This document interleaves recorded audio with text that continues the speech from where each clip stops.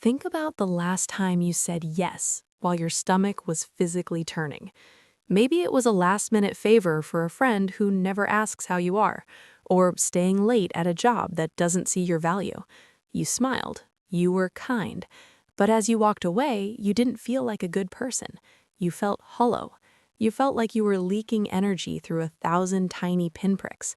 This isn't just being nice.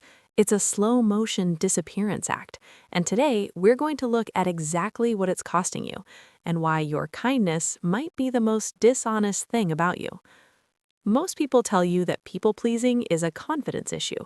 They tell you to stand in your power, but they don't understand the static in your brain when you think about setting a boundary. They don't understand that for you, a no feels like a threat to your survival.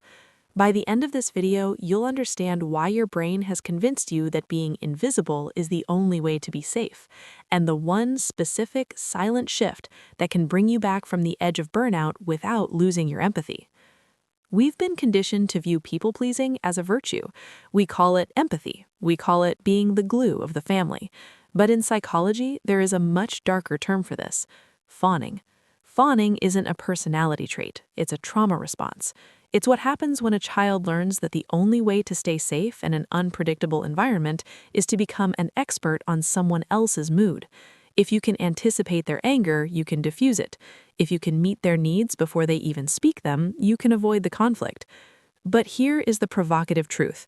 People-pleasing is a form of manipulation.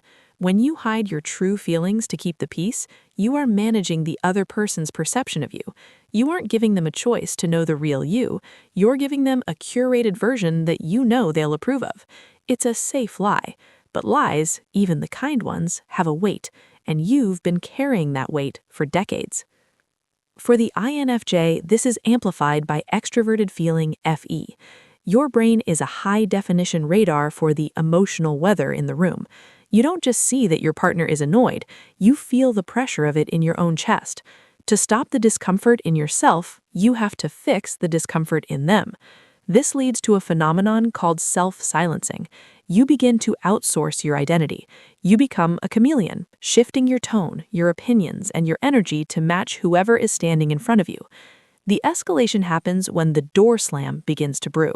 You give and give and give, expecting that eventually someone will notice and give back. But they don't. Why would they? You've taught them that your bucket is bottomless. You've taught them that you don't have needs.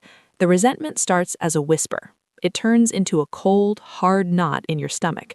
Suddenly, people you used to love feel like parasites. The very empathy that made you special now feels like a curse. The cost of people-pleasing isn't just tiredness, it is the total loss of the internal compass.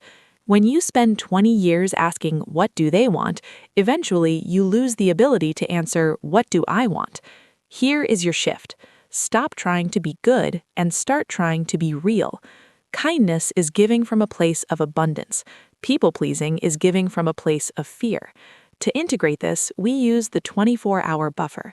When a request comes in, through text, email, or in person, your nervous system will scream, "Say yes now," to end the tension. Instead, you're going to say, "I need to check my capacity and get back to you tomorrow." This isn't about the other person. This is about retraining your nervous system to sit with the static of someone else's potential disappointment. You are proving to your brain that you can survive a moment of disharmony. The tension we introduced at the start, the fear that no equals abandonment, only resolves when you realize one thing. The people who are only there for your yes will leave, and they should. Their departure isn't a failure, it's a decluttering. You were never meant to be a mirror for everyone else's needs. You were meant to be a person with edges. If you disappeared today, who would miss you? And who would just miss the things you do for them?